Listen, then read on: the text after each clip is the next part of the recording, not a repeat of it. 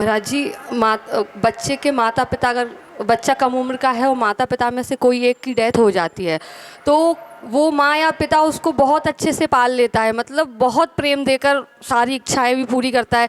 लेकिन जब उनका बुढ़ापा आता है और उस समय माता पिता में से कोई एक चला जाता है तो एक का जीवन बहुत दुख भरा हो जाता है और वो बच्चे उतने अच्छे तरीके से नहीं रखते एक को, और वो इतना केयर भी नहीं करते हैं उनकी जितनी उनको मिलनी चाहिए।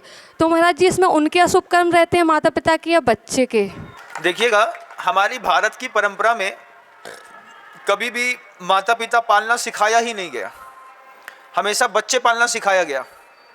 ये मिडिल क्लास के लोगों की और मिडिल जनरेशन की जवाबदारी है।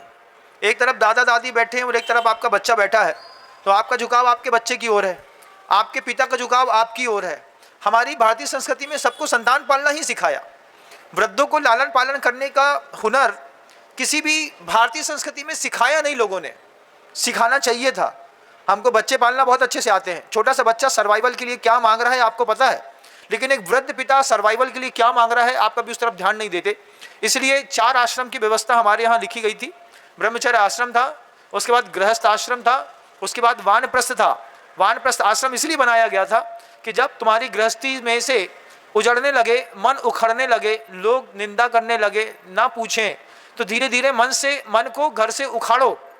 थोड़ा गुरु के पास, थोड़ा घर में, थोड़ा गुरु के पास, थोड़ा घर में। फिर चौथे आश्रम की व्यवस्था करी हमारे यहाँ ना, वो इसलिए कि घर में अगर दादा दादी मरते हैं तो ये उनका दुर्भाग्य है। हमारे यहाँ टाइम पे आदमी अपनी वृद्धावस्था में संन्यास लेकर के ईश्वर प्राप्ति में लग गया। अब आपके दादा दादी भी व्हाट्सएप चला रहे होंगे, वो भी एंड्रॉयड चला रहे होंगे, एप्पल चाहिए, उनको भी टी शर्ट पहनना है, शूज़ पहनना है, उनको भी पार्टी घूमने जाना है, तो ये सारे दर्द तो सहने पड़ेंगे। क्योंकि भारतीय संस्कृति की 4 व्यवस्थाओं में आपने वानप्रस्थ और सन्यास के ऊपर ध्यान नहीं दिया, आप गृहस्थी में ही मोक्ष मानने लगे।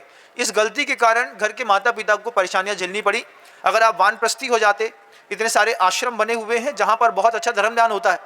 मान लीजिए हस्बैंड वाइफ में से एक पहिया टूट गया, एक पहिया टूटने के बाद दूसरा पहिया का निर्वाह करना बहुत कठिन होता है। उस कठिन स्थिति में आप वानप्रस्थ और सन्यास स्वीकार करके आश्रम में जाकर के धर्म ध्यान कर सकते थे, लेकिन आपके मोह ने लगातार आपको घर के अंदर फंसा के रखा। परिणाम है आप संकलेश झेल रहे हैं।